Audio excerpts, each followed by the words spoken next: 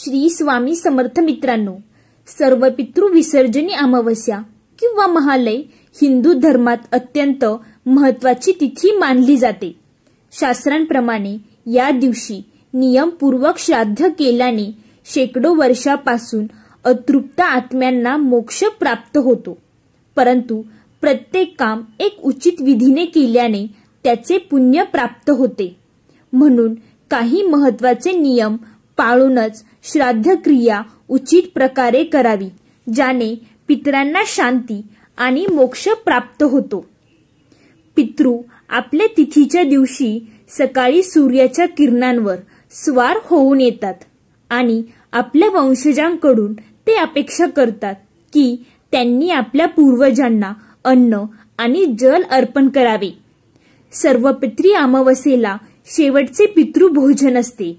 त्याची ऐकूया एक आपण छोटीशी कथा। पौराणिक कथेनुसार देवजांचे पूर्वज अग्निश्वात जे सोमपत लोकात राहत होते, त्यांची एक मुलगी होती। ती मुलगी मानसी अच्छेदो नावाच्या नदीच्या रूपात वसली होती। मत्स्य पुराणात अच्छोद सरोवर आणि अच्छोदा नदी यांचा उल्लेख आढळतो, जी काश्मीरमध्ये आहे। एकदा अच्छोदाने 1000 वर्ष तपश्चर्या केली।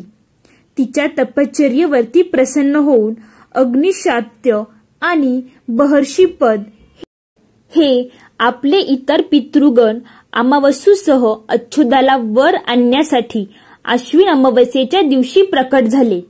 त्याने अक्षोदाला सांगितले की मुली, तुझ्या तपश्चर्येने आम्ही सर्व खूप आनंदी झालो आहोत, म्हणून तुला जे हवं ते माग। पण अक्षोदाचे मात्र तिच्या पूर्वजांकडे लक्ष गेलेच नाही।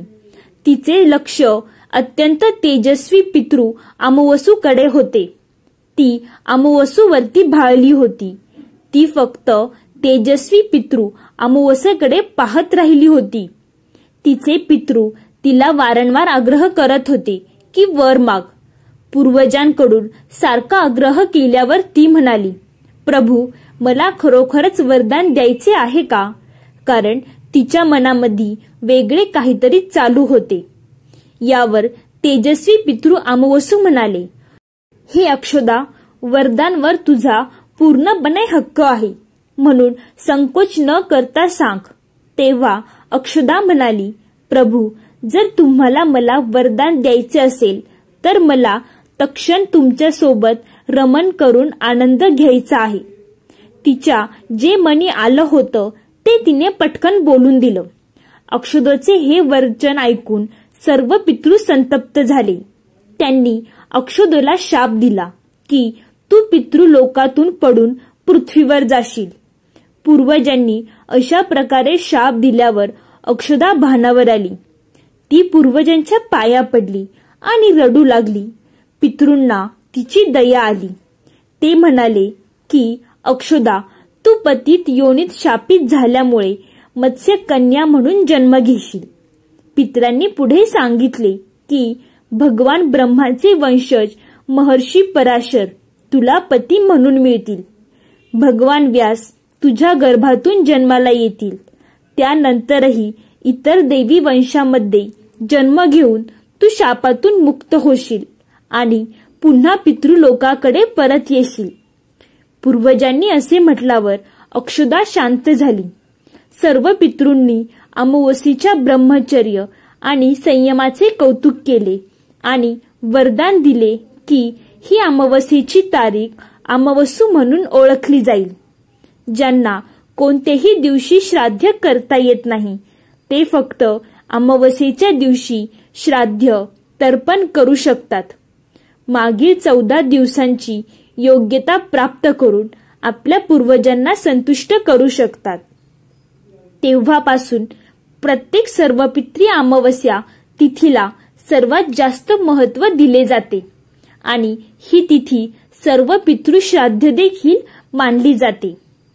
त्याच पापाच्या प्रायश्चित्तासाठी कालांतरात अच्छोदा महर्षी पराशर याची पत्नी आणि वेदव्यासांच्या आई सत्यवती बनल्या।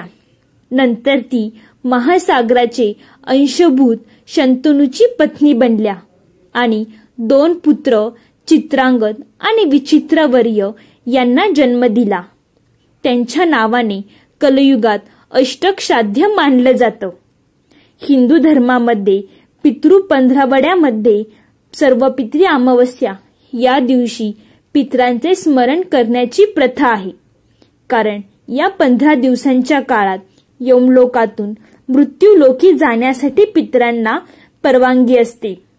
अशी समजूत आहे त्यांना पिंडदानाच्या माध्यमातून आपली कृतज्ञता पोहोचून स्मरण करण्यासाठी हा दिवस अत्यंत महत्त्वाचा मानला जातो. सर्वपित्री अमावस्येला करण्यात येणारे श्राद्ध कार्य आणि तर्पण विधींना सर्वाधिक महत्त्व असल्याचे सांगितले जाते. श्री कृष्णानेही भगवद्गीतेमध्ये सर्व पितरांमध्ये सर्वोच्च असलेला आर्यमा मीच आहे असे म्हटले आहे. त्यामुळे आर्यमाचे स्मरण करून सर्वपित्री अमावस्येला केलेले श्राद्ध कार्य अत्यंत शुभ मानले जाते. पितरांसाठी या गोष्टी कराव्या. पूर्वजांच्या इच्छानुसार दान करावे. या काळात गाईला दान केले पाहिजे. यानंतर तूप, चांदी, पैसा, फळ, मीठ, तीळ, कपडे आणि गुळाचे दान करावे. या दानाचा संकल्प केल्यानंतर आपल्या ब्राह्मणाला द्यावे. श्राद्ध काळात हे दान तिथीनुसार करावे. असे केले तर पितरांचा आशीर्वाद प्राप्त होतो अशी मान्यता आहे. पितृदोष टाळण्यासाठी देखील सर्व पितरी अमावस्येला श्राद्ध करतात. ज्याच्या पत्रिकेत पितृदोष सांगितला जातो त्यांनी रोज नित्य नियमाने कावळ्याला दही भात आपल्या पितरांच्या नावाने ठेवावा. हा उपाय पितृपक्षात रोज करावा. 1 तांब्याभर पाण्यामध्ये 1 चमचा काळे तीळ घालून हे मिश्रण दररोज सूर्योदय ते सूर्यास्तापूर्वी पिंपळाला घालावे आणि 7 किंवा 7च्या पटीत प्रदक्षिणा घालाव्यात. प्रदक्षिणा घालताना गेलेल्या पूर्वजांचे नावाने स्मरण करावे आणि प्रदक्षिणा झाल्यानंतर नमस्कार करावा. सर्व पितरांना समर्पयामी असे म्हणावे.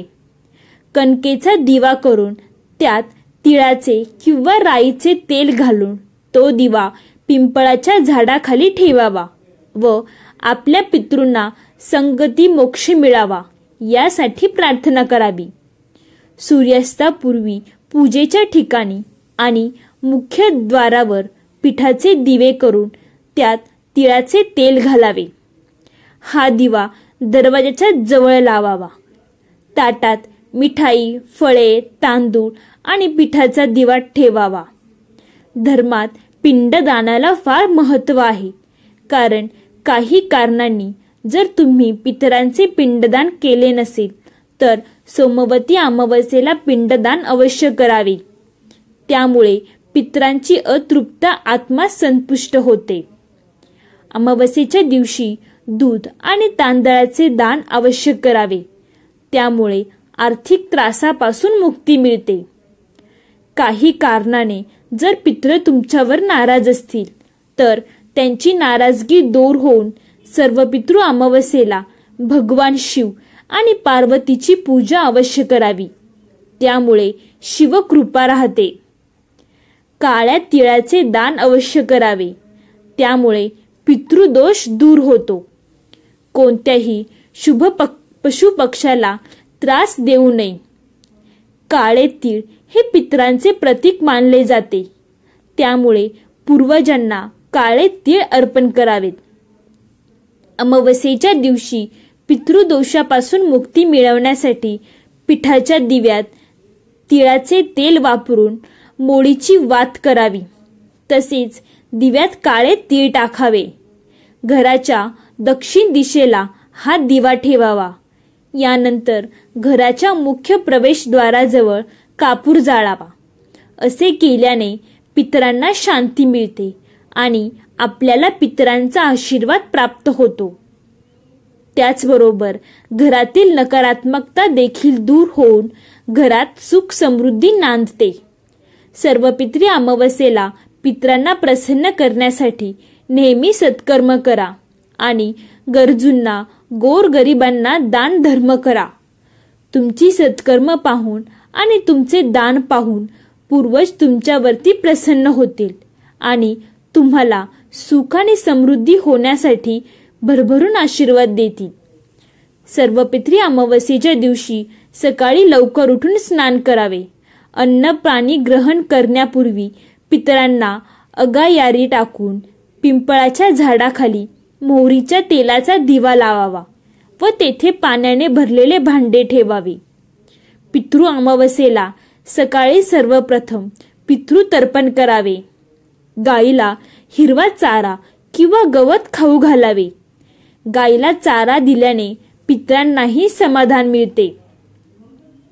पितृ अमावस्येला संध्याकाळी पितरांसाठी तेलाचा दिवा दक्षिण दिशेला ठेवावा. देवलोक सोडताना हा दिवा पितरांना मार्ग जाळून टाकतो अशी श्रद्धा आहे. पितृ अमावस्येला काय करू नये? पितृ अमावस्येच्या दिवशी दारात येणाऱ्या कोणत्याही भिकाऱ्याला रिकाम्या हाती जाऊन देऊ नका किंवा कुत्रे, मांजर असे जनावरे आले तरी त्यांना हकलवून लावू नका. त्यांना भाकरचा तुकडा नक्की द्या. पितृ अमावस्येच्या दिवशी मांसाहार करू नये. पितृ अमावस्येला केस, नख कापणे देखील अशुभ मानले जाते. तसेच या दिवशी कोणत्याही वृद्ध महिला, लहान मुलांना अपशब्द बोलू नये. आपल्याला जेवढे सत्कर्म करणे शक्य होईल तेवढे सत्कर्म करावे. कारण या दिवशी कोणी नाही तर आपले पित्र आपल्याला पाहत असतात आणि आपल्या वागण्यावरूनच ते आपल्याला आशीर्वाद देखील देत असतात.